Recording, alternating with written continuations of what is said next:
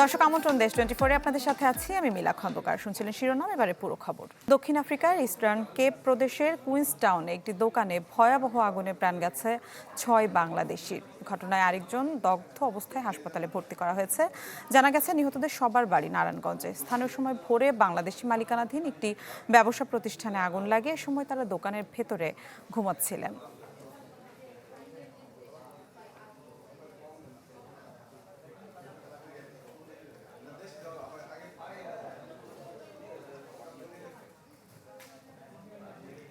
দক্ষিণ আফ্রিকায় নিহত কয়েকজনের বাড়ি নারায়ণগঞ্জে। নিয়ে আরো বিস্তারিত জানবো। আমাদের সাথে যুক্ত হচ্ছেন সহকর্মী আহসান সাদিক। সাদিক, নিহত 6 জনের মধ্যে ঠিক কয়জনের বাড়ি নারায়ণগঞ্জে, তাদের বিষয়ে কি তথ্য রয়েছে? মরদেহ দেশে ফেরানোর ব্যাপারে কি কোনো তথ্য রয়েছে কিনা? মিলা, দক্ষিণ আফ্রিকা অগ্নিকাণ্ডে যে 6 জন মারা গেছে এর ভিতরে আমরা বিভিন্ন সূত্র বলি বা প্রশাসনের সূত্রে পর্যন্ত 5 জন মারা যাওয়ার নিহতের খবরটি নিশ্চিত হতে পেরেছি। এবং আমি এই মধ্যে কিন্তু আছি যে নারায়ণগঞ্জের এই ঘটনায় নিহত আপনের বাড়িতে। এবং আপন যদি তথ্য জানাই তাহলে আপন এবং ফাহিম এবং নূর মোহাম্মদ, এই 3 জন কিন্তু ক্রোকের চর যে স্থানটিতে আমি আছি এই স্থানের আশেপাশেই কিন্তু কয়েক গজ দূর দূরই কিন্তু তাদের এবং এছাড়াও পার্শ্ববর্তী যে গ্রাম আছে বক্তাবলী, এখানে কিন্তু আরো 2 জন নিহতের খবর পাওয়া গেছে। তো বলা যায় যে আসলে এই নিহতদের বাড়িতে আসলে শোকের ছায়া বইছে। শুধু বাড়ি যদি বলি না, এবং আশেপাশের যে গ্রামগুলিতে কিন্তু আসলে এই মুহূর্তে শোকে মাতম আমরা দেখতে পাচ্ছি। তো স্বজনরা অশ্রুসিক্ত নয়নে যেটি বলছেন যে আসলে অতি দ্রুত যেন তাদের যে স্বজন মারা গেছে তার মরদেহটি বাংলাদেশে আনা হয় এবং শেষ দেখাটি তারা দেখতে চান। এবং এই ক্ষেত্রে প্রশাসনিকভাবে যদি জানাই তাহলে জেলা প্রশাসনের পক্ষ থেকে যে তথ্যটি জানানো হচ্ছে, তারা বলছেন যে আসলে যে নিহতদের যে দ্রুত আনার ব্যাপারে যে সকল সংস্থা রয়েছে বা সেই সাথে যে ক্ষতিপূরণের ব্যাপারটি পরিবারকে, সেই ব্যাপারে কিন্তু যে সকল সংস্থা বা আবাসিক কল্যাণ তাদের সাথে কথা বা যোগাযোগ করে কিন্তু পরবর্তীতে তারা সিদ্ধান্ত নেবেন। তো সব মিলিয়ে বলা যায় আসলে শোকার্ত এই পরিবার এবং তারা স্বজনকে দ্রুত যেন বাংলাদেশে তার মরদেহ হয় এই ব্যাপারে সরকারের কাছে আসলে মূলত একটি আকুতি জানাচ্ছেন। তো বলা যায় এই হচ্ছে নারায়ণগঞ্জ থেকে নিহতদের বাড়ির সর্বশেষ পরিস্থিতির খবর। ধন্যবাদ আপনাকে। নারায়ণগঞ্জ থেকে সহকর্মী আহসান সাদিক আমাদের সাথে যুক্ত হয়েছিলেন।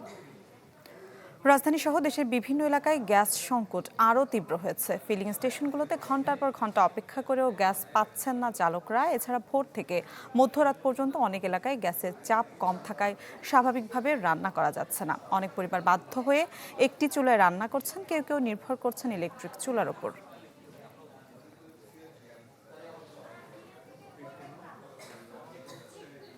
দেশে চলমান সংকট থেকে উত্তরণ এবং জ্বালানি নিরাপত্তা নিশ্চিতে কাজ করছে সরকার। অচিরেই এই সংকট কেটে যাবে বলে আশা প্রকাশ করেছেন প্রধানমন্ত্রীর অর্থ পরিকল্পনা উপদেষ্টা রাশেদ আল মাহমুদ তিতুমির। বলেন, বিদ্যুৎ, জ্বালানি ও গ্যাস খাতে অতীতে ব্যাপক লুটপাট হয়েছে। জ্বালানি যদি নিরাপত্তা না ঘটে তাহলে তো বিনিয়োগ হবে। গ্যাসের ক্ষেত্রে আপনারা দেখেছেন কোনো অনুসন্ধান করা হয়নি, কোনো উত্তোলনের ব্যবস্থা করা হয়নি, বিদেশ নির্ভর করা হয়েছে।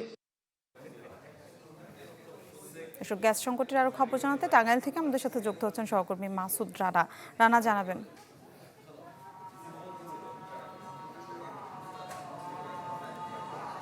আপনি জানেন সম্প্রতি সময় কিন্তু রাজধানী ঢাকা সহ দেশের বিভিন্ন এলাকায় গ্যাস সংকট দেখা দিয়েছে। কিছু কিছু এলাকাতে কিন্তু গ্যাসের তীব্র সংকট ধারণ করেছে। তবে এখন পর্যন্ত এই সম্প্রতি এই ত্রুটির যে কারণে যে গ্যাসটি সংকট দেখা দিয়েছে, টাঙ্গাইলে এখন পর্যন্ত তেমন কোনো সমস্যা পড়েনি।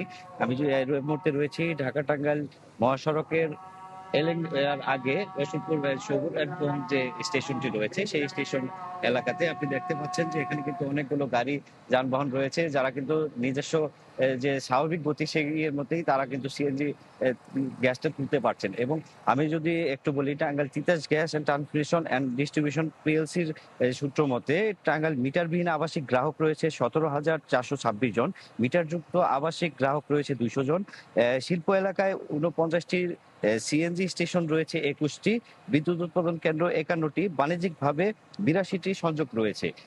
এই সংযোগের মধ্যে মূল বিষয়টি হলো যে এই যে gas Titas gas and transmission company তারা জানিয়েছেন জিটিসিএল থেকে প্রাপ্ত গ্যাস টাঙ্গাইলের এলেঙ্গা ট্রান্সমিশন পিএলসি এর মাধ্যমে সিরাজগঞ্জ এবং একটি অংশ তারাকান্দি সার কারখানা এবং অপর একটি অংশ টাঙ্গাইল জেলা হয়ে ঢাকা মুখের দিকে সরবরাহ করছে, যে কারণে যে ঢাকা সহ গাজীপুর এবং ময়মনসিংহ অঞ্চলের বেশ কিছু জায়গায় গ্যাসের তীব্র সংকট দেখা দিয়েছে।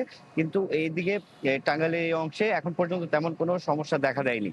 এবং আমরা আরো জানতে পেরেছি তিতাস গ্যাসের মাধ্যমে সাম্প্রতিক ভাসমান এলএনজি টার্মিনালে গাড়ি কারিগরি যে ত্রুটির কারণে এই সরবরাহ বিঘ্ন ঘটে, যে কারণে কিন্তু মূলত এই সমস্যার সৃষ্টি হয়। তবে আমি গত কয়েকদিন ধরে খোঁজ খবর রেখেছি টাঙ্গাইলের বিভিন্ন শহর এবং বিভিন্ন অঞ্চলগুলোতে, সেখানে কিন্তু আমি এই খোঁজ খবর নিয়েছি এবং যারা বাণিজ্যিক এলাকা রয়েছে এবং আবাসিক এলাকা রয়েছে তাদের গ্রাহক যারা রয়েছেন তাদের সাথে কথা বলেছি। তারা সবাই আমাকে জানিয়েছেন এই যে এই সংকট রয়েছে, গ্যাসের সংকট, সেই সংকটটা এখন পর্যন্ত টাঙ্গাইলে তেমন ভাবে কোনোভাবে পড়েনি। তবে যদি এই টাঙ্গাইলের এই অঞ্চলে এলেঙ্গাতে যে গ্যাস ট্রান্সমিশন রয়েছে সেই গ্যাস ট্রান্সমিশন এলাকাটা যদি কোনো যান্ত্রিক ত্রুটি দেখা দেয় তাহলে সেই ক্ষেত্রে টাঙ্গাইল অংশে এই যান্ত্রিক ত্রুটি বা গ্যাস সংকটের একটি সমস্যা হওয়ার সম্ভাবনা রয়েছে বলে জানিয়েছেন তিতাস গ্যাস কর্তৃপক্ষ। এছাড়াও এখন পর্যন্ত টাঙ্গাইলের যে সকল বাণিজ্যিক এবং শিল্প এলাকা রয়েছে সেখানেও কিন্তু গ্যাস সরবরাহ ঠিক রয়েছে। এই ছিল টাঙ্গাইলের সর্বশেষ তথ্য। মিলা। জি, ধন্যবাদ আপনাকে। টাঙ্গাইল থেকে গ্যাস সংকটের খবর জানাচ্ছিলেন সহকর্মী মাসুদ রানা। যশোর ৪ আসনের সংসদ সদস্য অধ্যাপক গোলাম রসুলের বাড়ির সামনে বিক্ষোভ করেছেন স্থানীয়রা। অভিযোগ, সংসদ সদস্য জেলা জামায়াতের আমির অধ্যাপক গোলাম রসুলের মেয়ের বাড়ির পাশে মাদ্রাসা শিক্ষার্থী আয়ান ও রেক্সোনা নামের এক নারীকে মারধর করেন। এ নিয়ে দুপক্ষের মীমাংসা হয়, কিন্তু পরদিন ওই মাদ্রাসা বন্ধ রাখতে বলেন এমপি গোলাম রসুল। এরই জেরে তার বাড়ির সামনে মাদ্রাসার শিক্ষক শিক্ষার্থী ও স্থানীয়রা জড়ো হলে তাদের উপর গরম পানি ছোড়া হয়। এরপর সড়ক অবরোধ করে বিক্ষোভ করেন স্থানীয়রা। খবর পেয়ে পুলিশ গেলে পরিস্থিতি নিয়ন্ত্রণে আসে। গোলাম রসুল চাচা নিজে উনি ওনার মেয়েরে নিয়ে যে কিছু অভিভাবকরে ওই তালা দিয়ে ওনার মেয়ে মেরে মাথা ফাটাইতেছে আর শিক্ষকদেরও মারধর করছে।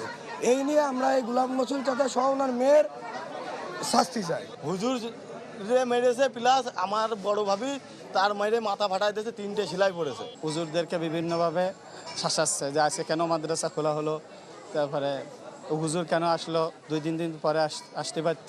জনদেরকে বুঝিয়েছি এবং অতি দ্রুত এই বিষয়টা মীমাংসিত হবে আমরা আশা করছি। আইনগত ব্যবস্থা, আমরা যদি কোনো কমপ্লেইন পাই আইনগত ব্যবস্থা যা নেওয়ার আমরা সেটা নেব।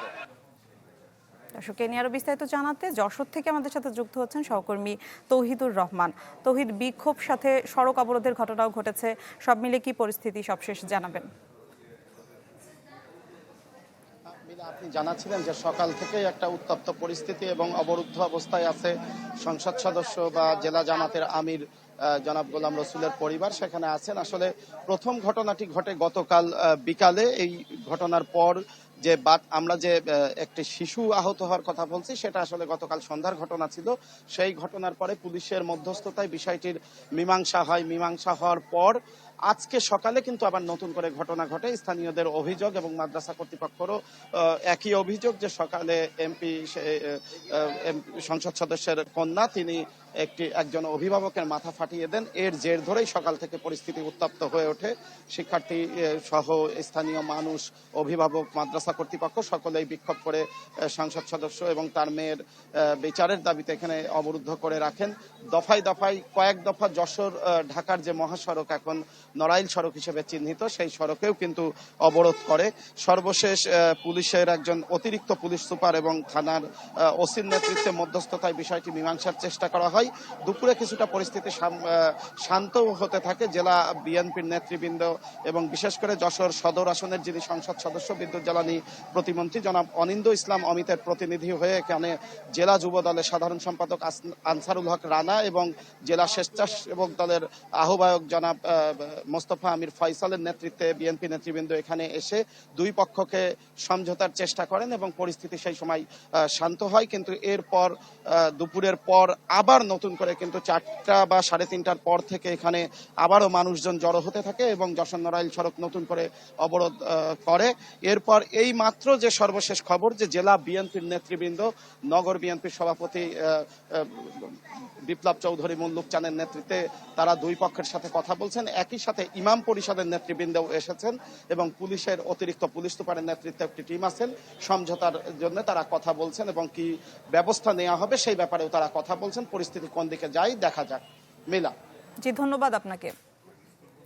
যশোর থেকে সহকর্মী তৌহিদুর রহমান আমাদের সাথে যুক্ত হয়েছিলেন। সুনামগঞ্জের তাহিরপুরে পাটলাই নদীতে চলছে অনির্দিষ্টকালের নৌ পরিবহন ধর্মঘট। সকাল 6টা থেকে ধর্মঘট পালন করছে নৌ পরিবহন মালিক, শ্রমিক, ব্যবসায়ী ঐক্য পরিষদ। এতে বন্ধ হয়ে গেছে সারা দেশের সাথে জেলার নৌপথে চুনা পাথর ও কয়লা পরিবহন। বিপাকে পড়েছেন আটকে পড়া নৌ শ্রমিকরা। আন্দোলনকারীরা অভিযোগ করেন অযৌক্তিকভাবে অতিরিক্ত টোল নিচ্ছে বিআইডব্লিউটিএ। এতে নৌপথে হয়রানির শিকার তারা, যদিও ইজারাদার কর্তৃপক্ষ বলছে নির্ধারিত টোলই আদায় করা হচ্ছে। কিন্তু স্থানীয় একটি সিন্ডিকেট শ্রমিকদের হুমকি ধমকি দিয়ে নৌ চলাচল বন্ধ রাখতে বাধ্য করছে।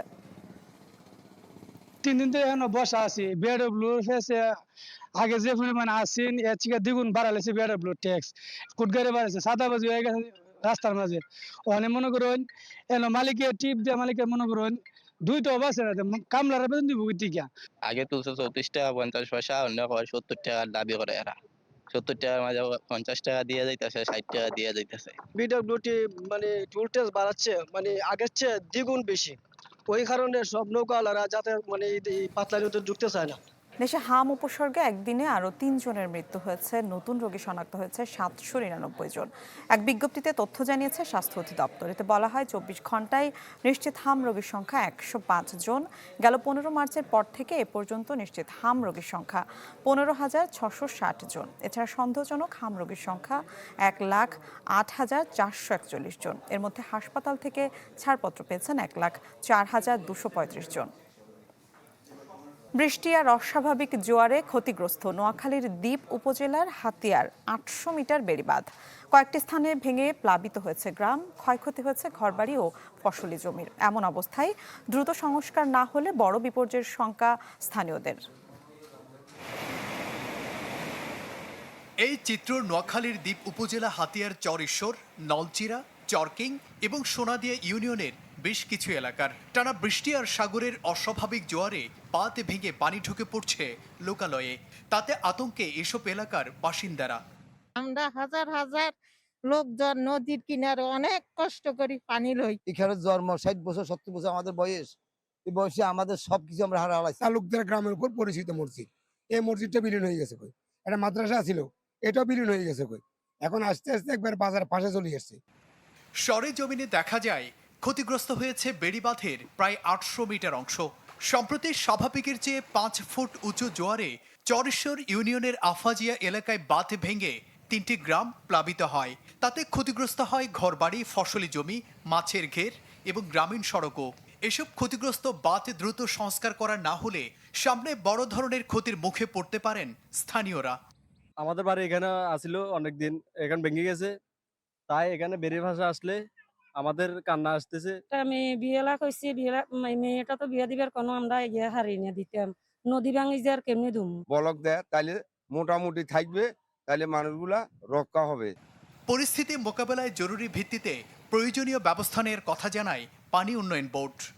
4টি পয়েন্টে মোট 800 মিটার জায়গা ক্ষতিগ্রস্ত হয়েছে।